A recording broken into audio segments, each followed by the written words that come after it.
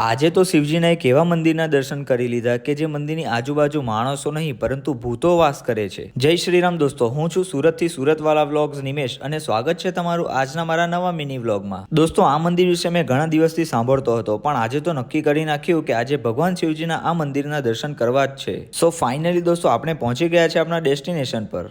હર હર મહાદેવ દોસ્તો. તો દોસ્તો આજે શ્રાવણનો બીજો સોમવાર છે અને આજે આપણે એક એવા મહાદેવને એવા મંદિરના દર્શન કરવાના છે કે મતલબ તમે કોઈ દિવસે મંદિર વિશે વિચારેલું પણ નહીં હોય અને એ મંદિર કદાચ તમે જોયું પણ નહીં હોય. એ મંદિરનું નામ છે ભૂતનાથ મહાદેવ અને કામરેજની પાસે ભૈરવ ગામથી લગભગ 1 કિલોમીટરના અંદર પર એ મંદિર આવેલું છે. તો આજે તમને એના મંદિરના દર્શન કરાવું.